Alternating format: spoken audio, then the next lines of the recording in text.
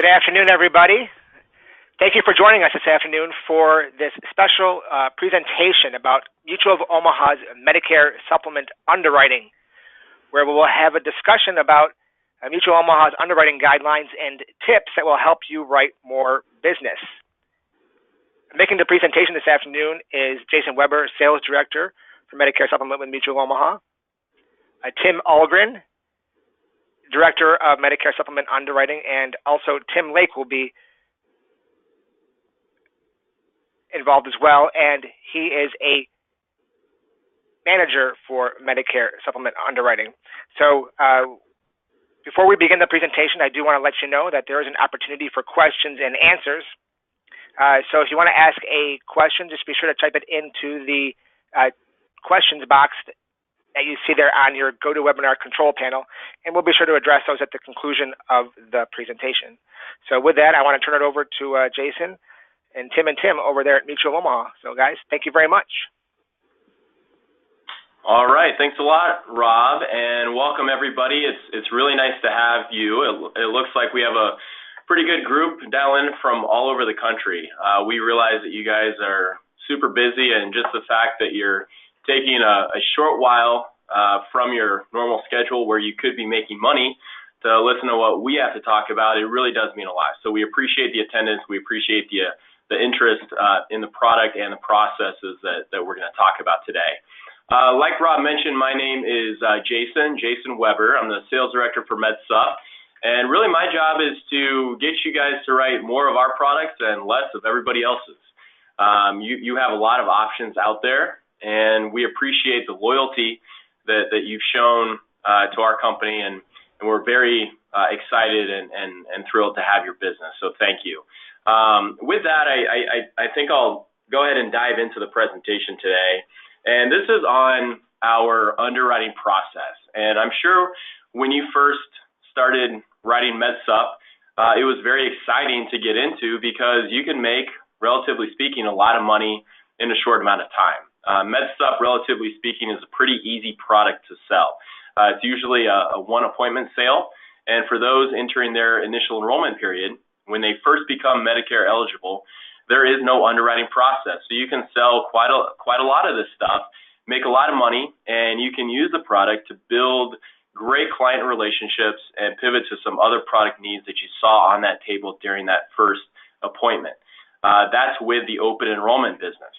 But I think there's a huge opportunity in focusing on the underwritten market. And let's be honest, the underwritten stuff is really what we want. As an insurance company, we have far better claims experience on the underwritten side of things. That allows us to offer more competitive rates for a longer period of time. It's more profitable business for us as a company. And we really want to do everything that we can to encourage agents to focus on that market first and foremost, but also to give those types of lives to us. That, once again, allows us to be a little bit more profitable. It allows us to offer more incentives. It allows us to invest more money into various sales tools, all of the things that we talk about on a frequent basis to encourage more of that business to come our way. So that's really what we want to talk about today. And I think, when we mention the underwritten market, a lot of agents, they throw up their hands and they say, that's really not something I focus too much on, because when I've had a few that have fallen into my lap and I send them into the insurance company, they get declined. So it's not a great way for me to really grow my business when everything that I send in, it's just me spinning my wheels and I'm not making any money. I'm not making any sales when I do it that way. Well, we want to really just kind of take that preconceived notion down and help you to understand that when we say we want your underwritten business, we want you to be as efficient and effective in your prospecting as you can be. And we do want your underwritten business, and you can have some success in focusing on that market segment. So that's why we're here today. That's why both Tims are here on the phone, and we're going to help you to understand where some of our product sweet spots are. We're going to help you understand some of the tools that you have to better understand the type of business that we're talking about today, okay? So that's really kind of the high-level focus on today's message. And kind of stepping back from that just for a second, I do want to talk about the untapped market that the over 65 crowd presents to you as an agent. Again, I think a lot of people get into MedSup because they see how exciting it is, knowing that in a lot of cases, an underwriting process doesn't apply. So it doesn't matter how tall, short, heavy, skinny our clients are. It doesn't matter what pre-existing conditions are present. It doesn't matter what drugs they're taking. You have a guaranteed solution that you can present to those individuals. And again, you can use that to grow your rapport and build a solid agent-client relationship with people all over your local community. So it's very exciting because of that. But even taking that into consideration, almost as exciting, if not more so, is that over 65 market as well. Let's be honest, that crowd is underserved. There are a lot of people that get a lot of calls when they become Medicare eligible. I mean, just think of how inundated they are with postcards that they receive in their mailbox, phone calls that they receive from agents, not just in their local community, but from all over the country asking for their business.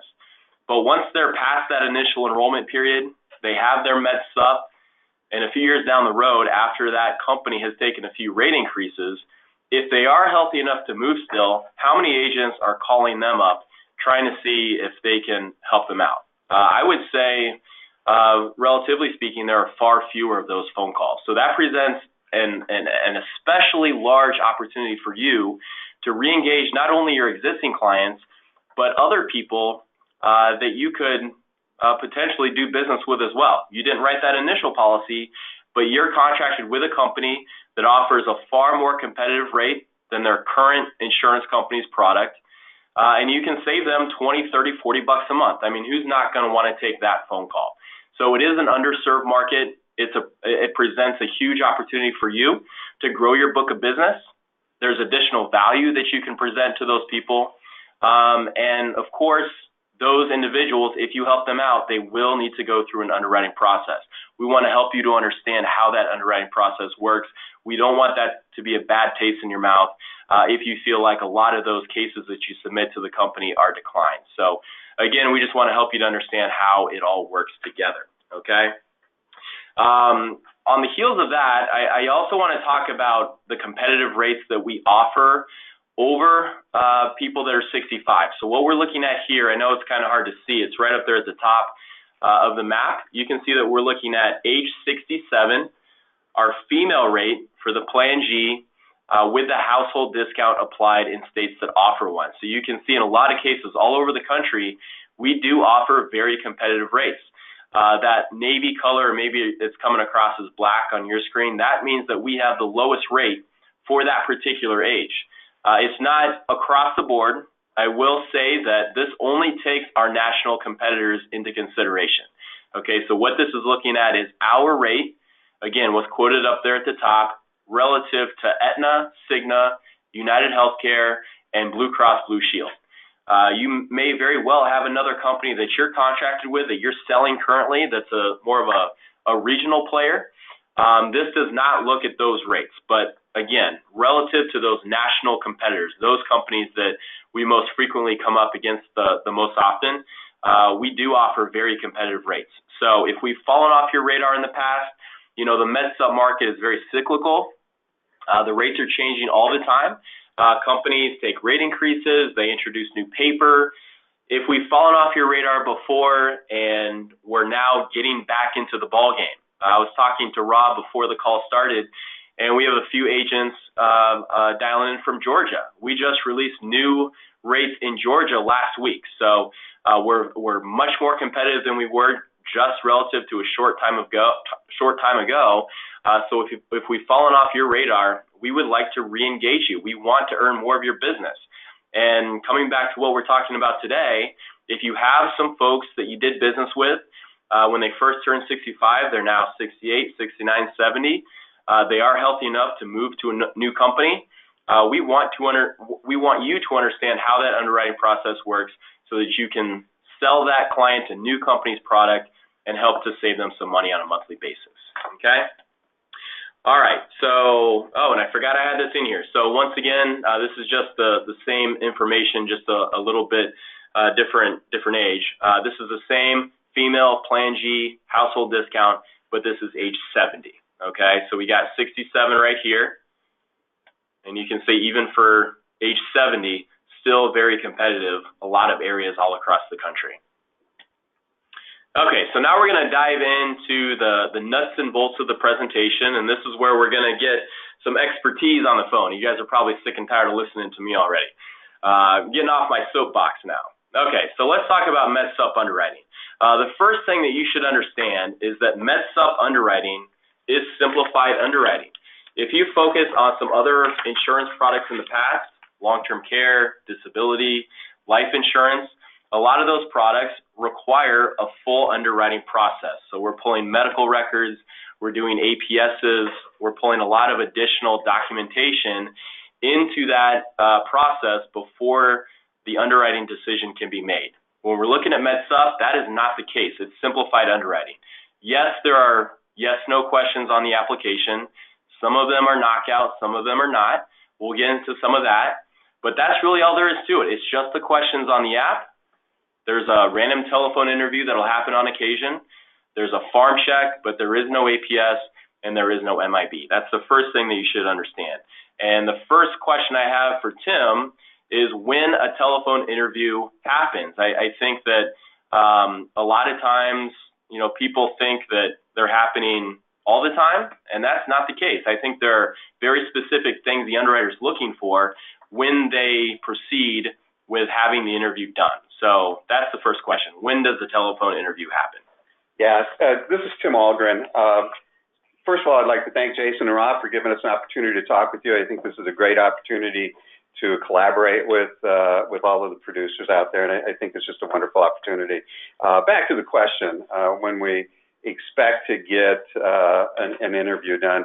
Typically, it's done when we're trying to clarify some information, either that's displayed on the application, or maybe some information that came in from a pharmaceutical report, trying to provide clarity around the severity of a condition or the stability of a condition.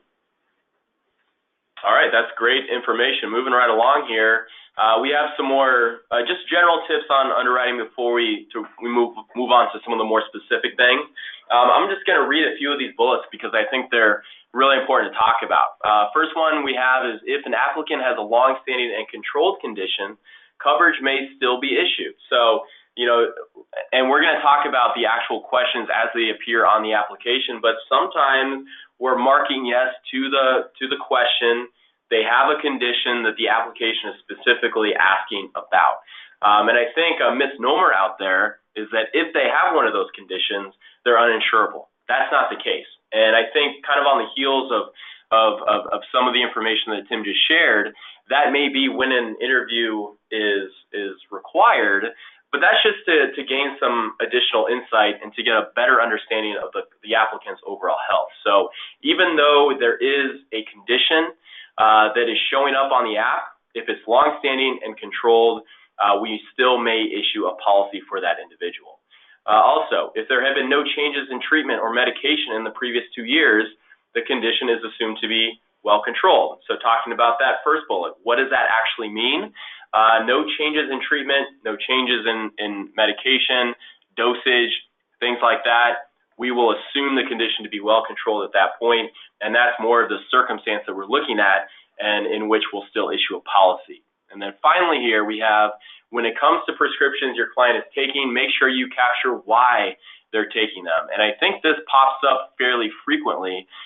They're taking a drug, but it's not overtly clear why they're taking it. There may be something that the question on the application isn't spelling out in a direct manner. So that's my next question I have for Tim is why some of the things that we're seeing just from a prescription standpoint, why it's more important to dive in the weeds with some of those types of questions. Yeah, this is Tim Lake. Just also want to say thank you all for joining us today. I think the main piece probably behind this is anytime we're looking at medications either on an application or a pharmacy report, we are looking at them in the context of the questions that we ask on the application. So a couple that typically come to mind and where we usually have to call and get clarity on is if someone's taking a diuretic and the diagnosis that they give you is, oh, it's a water pill, or maybe they're taking warfarin, and the diagnosis that they list out is a blood thinner. Well, those are kind of symptoms of what the underlying condition is. And so what we're doing is trying to call to say, okay, what is it that is requiring you to be on a blood thinner? What condition has occurred in the past, that the doctor feels that, there's some concern there and that we need to thin the blood out. So really, we're just trying to go back to that clarity and just try to get a better picture of the individual's overall health by asking some additional questions. So if you guys see that or hear that when you're out in the field and you're underwriting, I would, try to maybe take a deeper dive and ask a few additional questions as to why those individuals may be on those types of medications. All right, very good. Thank you, Tim. I think we really want you to be a better field underwriter. I think some of the bad taste that I had alluded to at the beginning of the call, just in reference to underwritten applications, you send a few apps in, and you're not really sure where the chips are going to fall.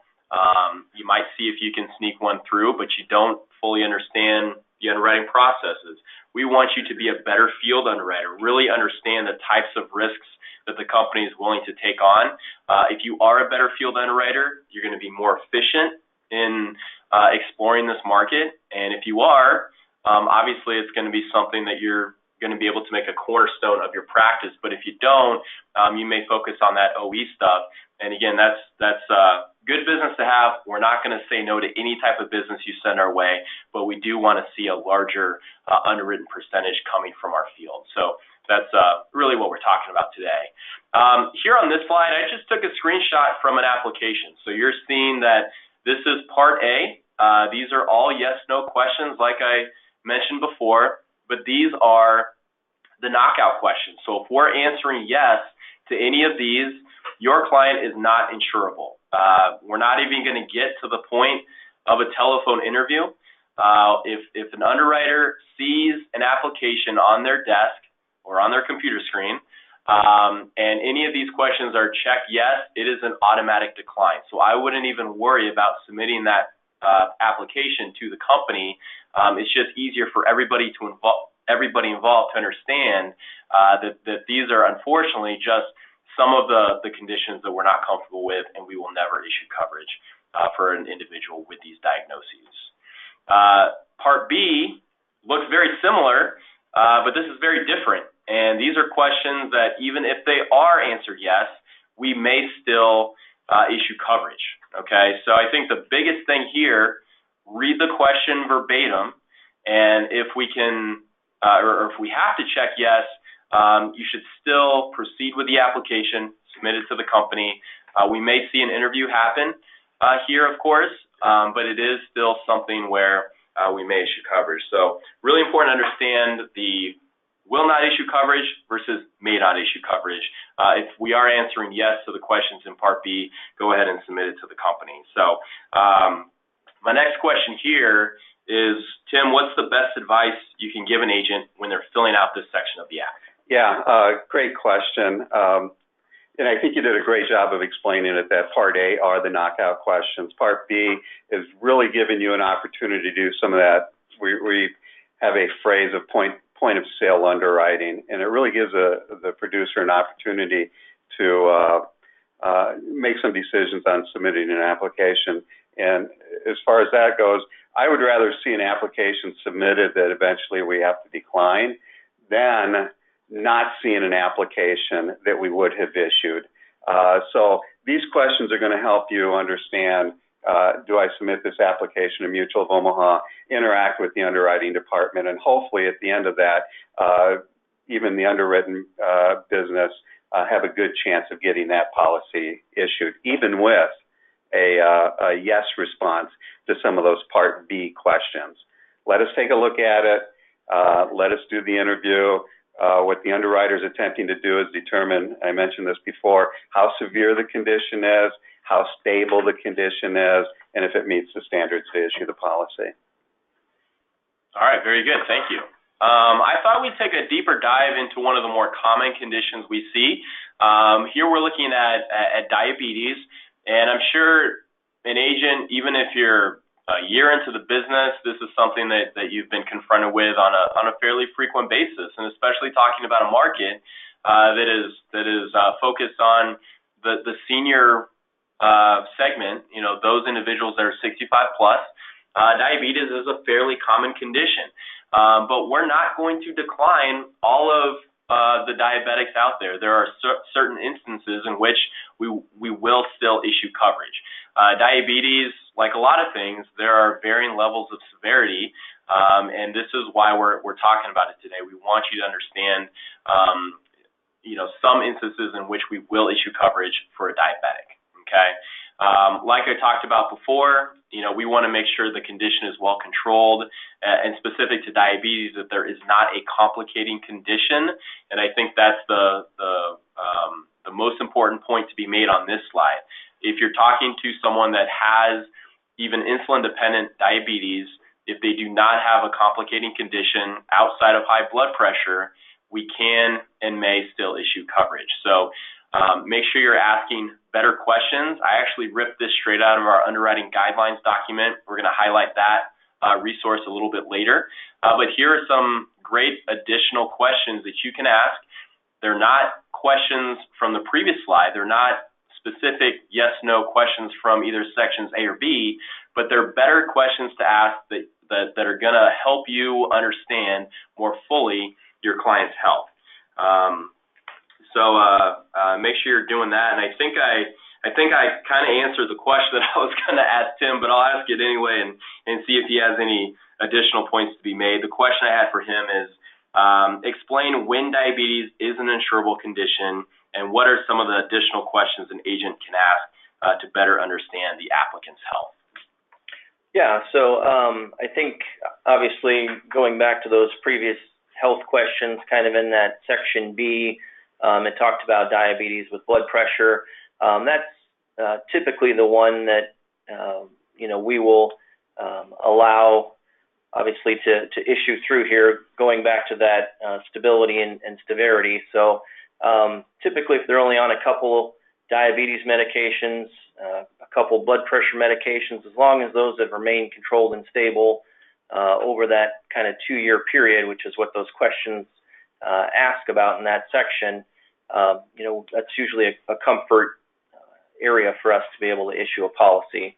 I think, to the slide, those additional questions that you may be asking related to eyes or vision problems, numbness, tingling, that's going back to the questions that we ask up in section A, which would be neuropathy, retinopathy, peripheral vascularly,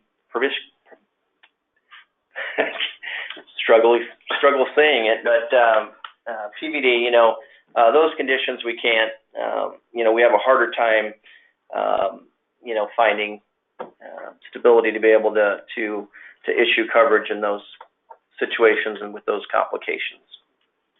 Yeah, they're tough words. I can't even pronounce half of them half the time anyway, and I get paid to talk, so I'm totally with you on that one. Okay, so now we're going to move on, just cover some additional tips. I didn't really know where to put these within the presentation, so we thought we'd just create a slide specific to some more general ideas that would be good to keep in mind. The first one we have up here is use the e-application. We cannot stress this enough. Versus the paper app process, and again, we'll take the business any way you can give it to us. We're not going to turn it away, of course. But if I had to choose, I would tell you absolutely try the e-app. It's just a more efficient way to submit business to the company. We look at these every day, and it's still very easy to miss a box on a paper application. Even if we know the answer to it, our eyes just kind of glanced over it. Well, if you do that and you submit a paper app into the company, until that hits an underwriter's desk and they conduct that initial review and they see that box is blank, and they send you an email saying we need this to issue the policy, that could be 3-4 days later. And that's just holding up coverage when your client needs it. You're not getting paid on that app. And relative to, or I guess compared to the e-app process, you can't submit an e-app until it's filled out completely and correctly. Okay, so it's a great way to miss all of those things on the front end and to be proactive and make sure that you fix that stuff before it's submitted to the company. So again, it's just an efficient way to do it. And then I think within the context of our message today, as you fill out some of those yes/no health questions, the e-app is going to provide live feedback and tell you if or if not coverage can be issued. So again, if you're not sure if your client's insurable, if you're answering yes to any of those Section 8 questions, even though it says right up at the top that your client is uninsurable, you click yes within the e-app, and then you're going to get additional text that pops up and saying that the client is not insurable and to go ahead and not submit the application. So it's just a good, more efficient way to conduct business, and it's a great sales tool that we provide to you as an agent.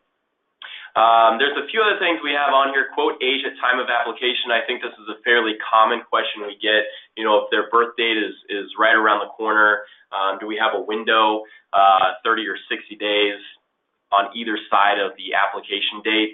You should always quote the age at the time that they're signing the app. So if they're 65, they're 66, whatever the case may be, we're going to go ahead and quote that current age. And then also we have a lot of great resources. We have another slide dedicated to some additional resources, but right here I just wanted to highlight that we have great reporting on our agent portal, sales professional access, lovingly referred to as SPA internally. I'm sure you've heard that term as well, but great resources. And we have a general underwriting 1-800 number that you have access to as well. And that's my next question for Tim is, what are some more common questions that you can pose to someone when you dial into that line? Yeah, great question, Jason. Last December, we took more than 40,000 phone calls from producers and policy owners. So I'm not sure there's a question that we don't get asked, but we're there to support any question that you may have. So, but with that being said, the underwriting guideline is a terrific source to utilize. It clears a tremendous number of questions that you may have. But there's the 800 line number. Underwriters are there all the time. A little bit about the e-application and how beneficial that is. We follow administrative errors, and with a paper application, you run about a 30% chance of missing something that's relatively easy. The e-app won't let you do that. You know, it may be you didn't date something or didn't sign something. E-application proofs all of that before you submit it. If it's a paper app, as Jason says, an underwriter will then have to contact you. E-app is much better process. As far as the type of questions that we get back to the 800 line number, typically they're medical questions. Here's my client, this is the condition, these are the medications that they take. We can give you some pretty high level ideas as far as where that may fall within the application process. And then I think the next part is a lot of guaranteed issue questions. Given state requirements for guaranteed issue, what do I need to submit under a guaranteed issue application? Yeah, it's a great resource, so we just want to make sure everybody is aware of that. I clicked out of it. I thought I lost you. We're still live. Okay, so moving on to the next slide. These are just some other tips. I'm going to let you guys kind of talk through this slide. I think you have some good ideas here. So anything that pops out and you want to expand upon, you guys can go ahead and do that here. I think the one that probably stands out the most, and it's probably one that's maybe one, I don't know, the address one. We see a lot of these where maybe the direction is in front of the street name, or vice versa, and those kind of automatically cause an error through our system because we want to be able to mail the policies out to the correct address. So just kind of verifying address is probably one that sticks out the most. Make sure you capture that, verified by the post office or what have you through that. And then obviously any kind of alterations to the application, those do need to be initialed by the applicant.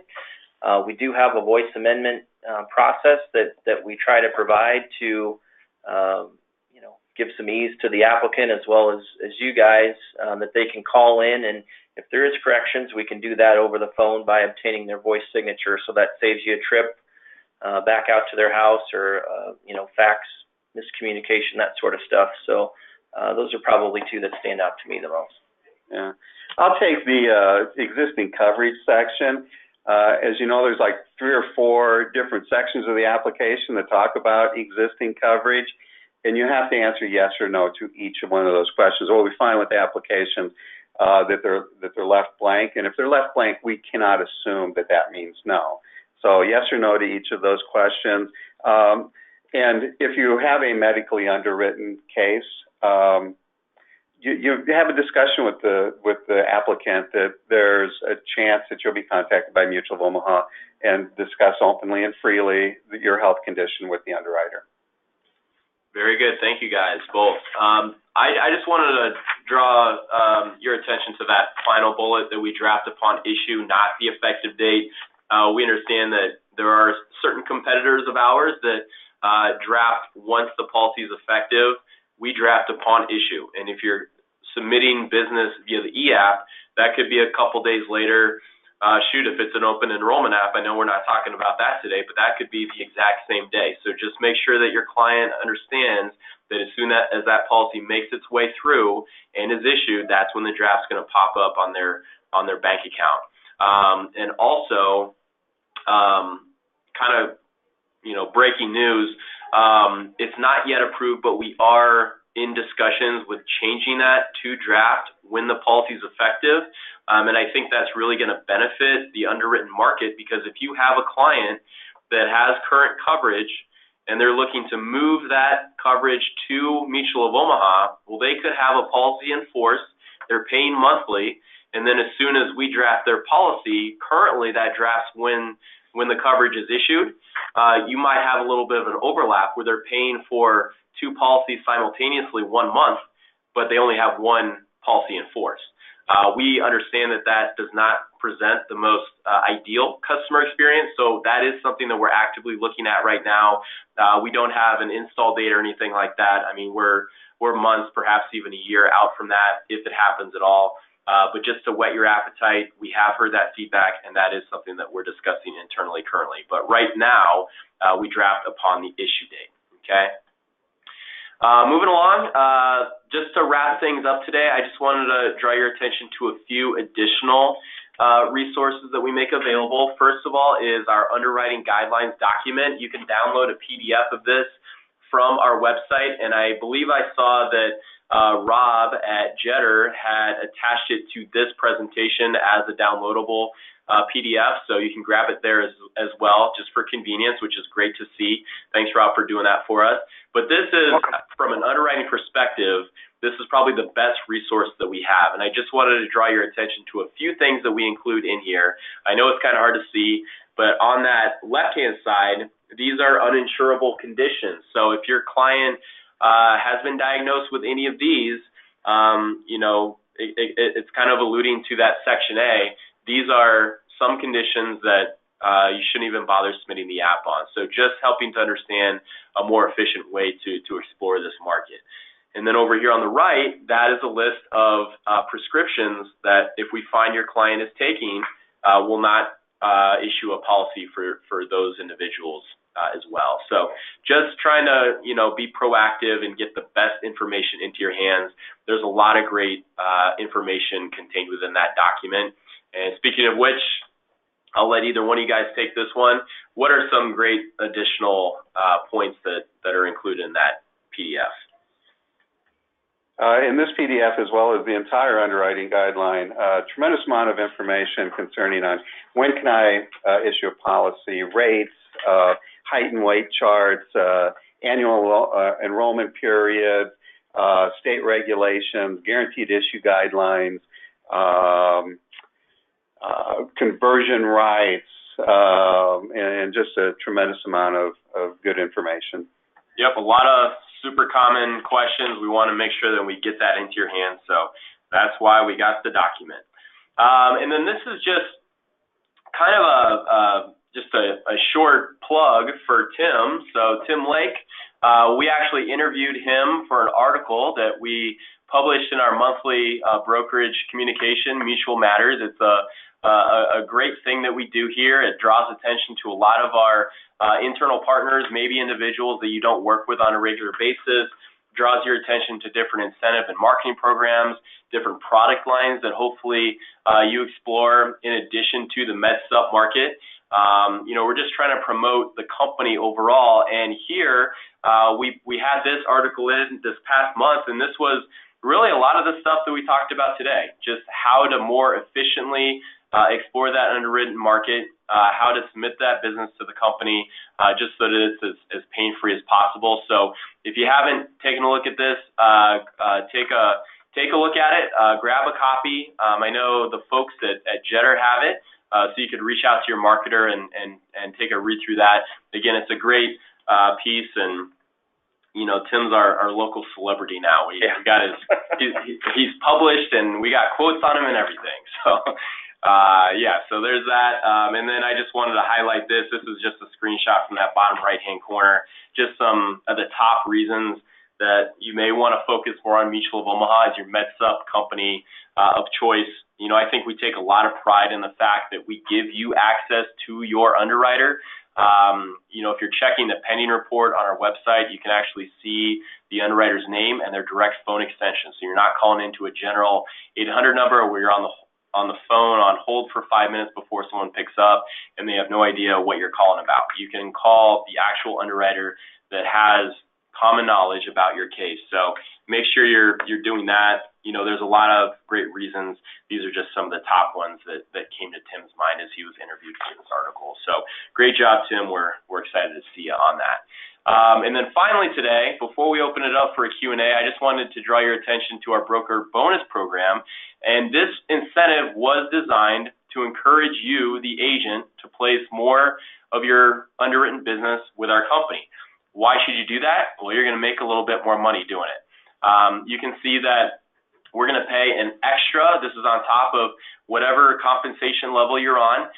If you're earning an override from downline business, none of that is being reduced in any way. This is all extra compensation that you receive just by focusing your med sup business on Mutual of Omaha. So an extra $150 for an underwritten application and an extra $30 for an open enrollment application. We're not going to penalize you from doing OE business. Obviously, we get a lot of that. We want to make sure that continues. So we're going to pay you on the OE stuff in addition to underwritten. How it works, you got to write 5 in a month. Okay, that's really important for you to know. You got to write 5, and that really will look at everything. So you can see here it's only paid on underwritten and open enrollment.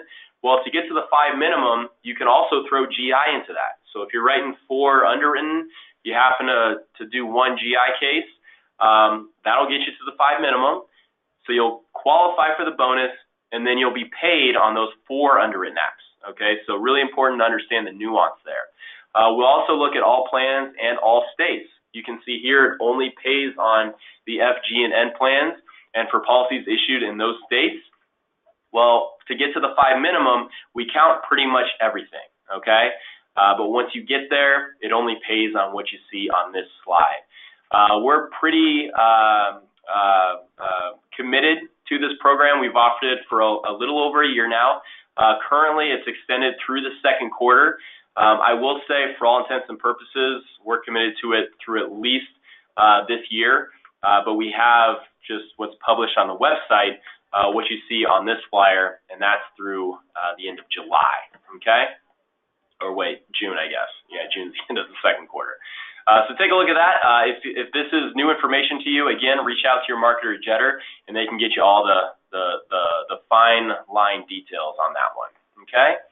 And that's all we have. So I'm going to turn it back over to Rob. We'll see if any questions came in. But we do want to thank the fine folks at Jetter for allowing us this opportunity to get in front of you today.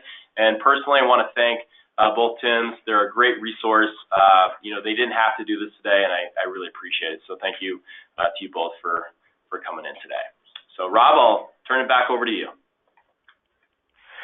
Jason, Tim, thank you very much for that very informative presentation, and I really enjoyed the back and forth exchange and the panel-like discussion that took place. It's very kind of a break from the normal routine of a webinar, and that's very much appreciated. I want to add a couple of points regarding the simplicity of Medicare supplement underwriting, and I never want an agent to be discouraged or feel inhibited that they may not have a client that may not be healthy enough to pass underwriting. We do have an in-house underwriter here. Kathleen Quinn is our underwriter here at our company and can review, do a pre-screen for you and review cases for you that, before you submit the application to Mutual Omaha. She's also a very valuable resource that we offer here at Art Jetter and Company. We do have some questions, and I want to make sure we will make a copy of the presentation available and for you to reference. Are there a list of conditions that you'd be willing to share that would be automatically declined? And what about a list of prescriptions that would lead to a decline? Yeah, so once again, I'll just go back to this slide. That's one of the important sections that's included. If I can, you might have, there we go. Okay, so going back to the underwriting guidelines document, that's what's included here. So go onto the website, grab it from the webinar today, but this is exactly the information you're looking for. So a list of uninsurable conditions, a list of declinable prescription drugs. And that's in the underwriting guideline as well.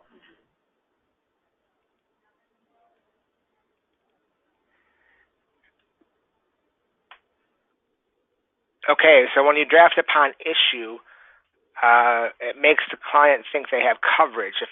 If declined, how long does when they draft, I can answer that question myself. When the premium is only going to be drafted when the policy is issued. So when the underwriters have made a decision as to whether the coverage will be put in force, that's when the premium is going to be drafted.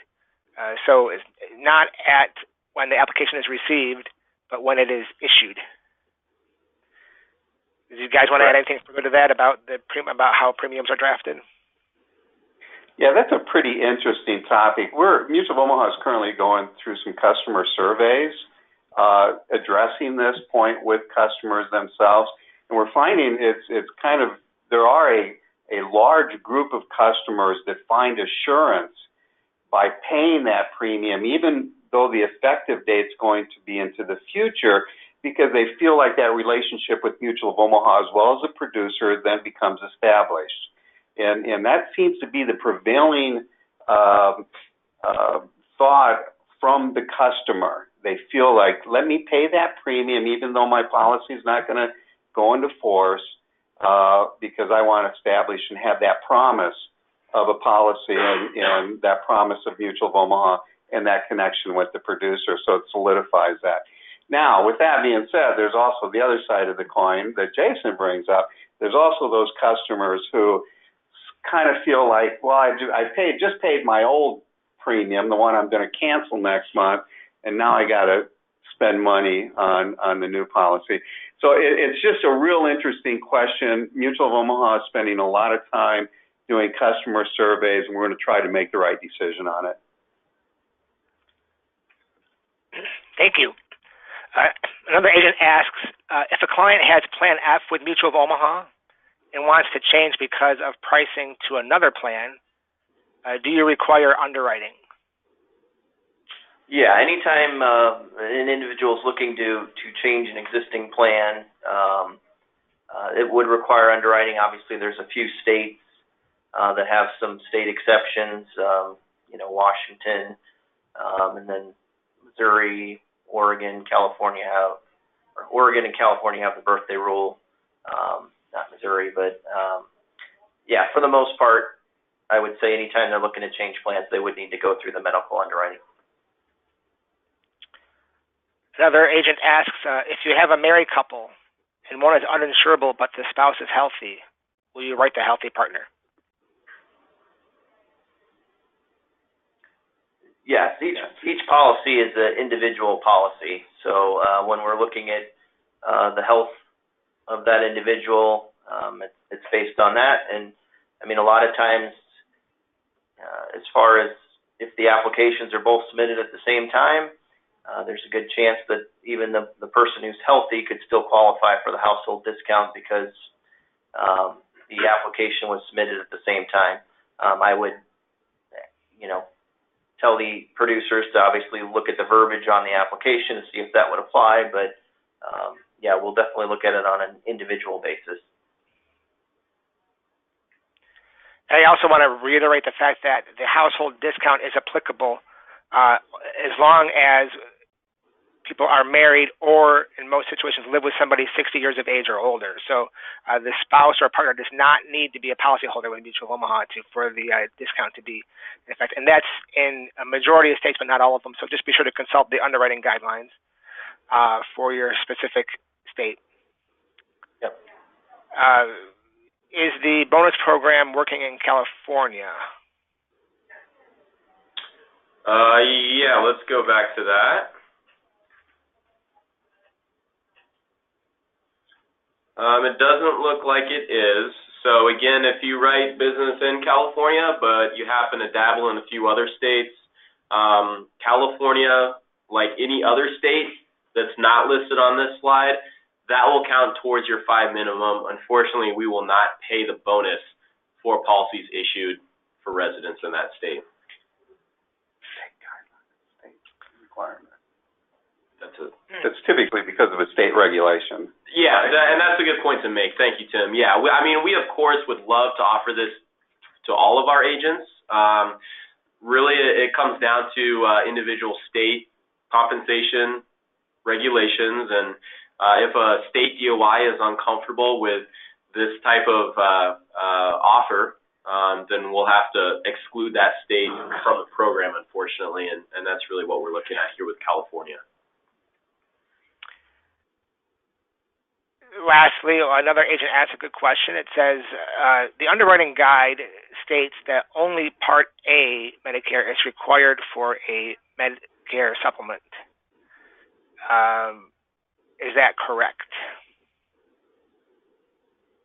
That is correct. There is a few states that do require Part A and Part B.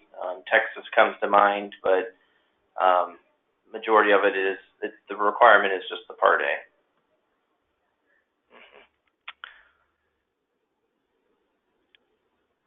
Again, I want to thank you all for joining us for this presentation today, and a special thanks to Jason, Tim, and Tim for this excellent discussion. Whenever you have an application to submit, be sure to consult with us here at our Jetter & Company. We have a great team here that is building, and we look forward to earning more of your business and answering any questions you have regarding Medicare supplements with Mutual of Omaha. In addition, Mutual of Omaha also offers prescription drug plans and Medicare Advantage plans in select markets. So we want to thank you all again for joining us today, and be sure to reach out to us at seniorhealth@jetter.com or 800-228-0008, and we'll be glad to answer any questions that you have. Again, thank you all very much, and enjoy the rest of your day. Thank you. Thank you.